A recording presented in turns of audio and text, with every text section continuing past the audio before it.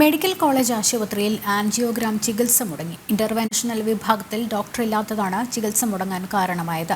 രക്തക്കുഴലിൽ ഉണ്ടാകുന്ന പ്രശ്നങ്ങൾ ആൻജിയോഗ്രാം വഴിയാണ് പരിഹരിക്കുന്നത്. ഇവിടെയുള്ള ശസ്ത്രക്രിയാ ഉപകരണങ്ങളുടെ വിതരണവും നിലച്ചതോടെയാണ് കൂടുതൽ പ്രതിസന്ധിയിൽ ആയത്. രക്തക്കുഴൽ സംബന്ധിച്ച ചികിത്സയ്ക്കായി മെഡിക്കൽ കോളേജ് ആശുപത്രിയിൽ ആരംഭിച്ച ഇന്റർവെൻഷണൽ റേഡിയോളജി വിഭാഗത്തിന്റെ പ്രവർത്തനം മുടങ്ങിയതാണ് പ്രതിസന്ധിക്ക് കാരണം.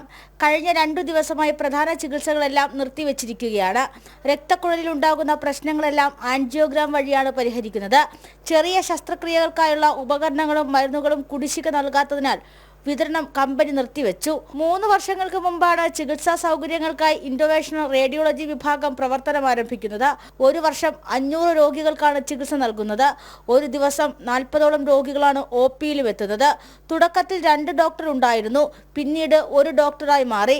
നിലവിലെ ഡോക്ടറെ അറ്റോമിക് എനർജി റെഗുലേറ്ററി ബോർഡിന്റെ സർട്ടിഫിക്കേഷന് വേണ്ടി മാറ്റി നിർത്തിയിരിക്കുന്നതാണ് പ്രധാന പ്രതിസന്ധി. ഈ ഡോക്ടറിന് പകരം മറ്റൊരു ഡോക്ടറെ അടിയന്തരമായി നിയമിച്ചില്ലെങ്കിൽ ചികിത്സകൾ പൂർണ്ണമായി നിലയ്ക്കും. സ്വകാര്യ ആശുപത്രികളിൽ 50,000 രൂപ മുതൽ 1 ലക്ഷം രൂപ വരെ ചെലവ് വരുന്ന ചികിത്സയാണ് സാധാരണക്കാർക്ക് കുറഞ്ഞ ചെലവിൽ മെഡിക്കൽ കോളേജിൽ നിന്നും ലഭിച്ചുകൊണ്ടിരുന്നത്. ജനം, തിരുവനന്തപുരം.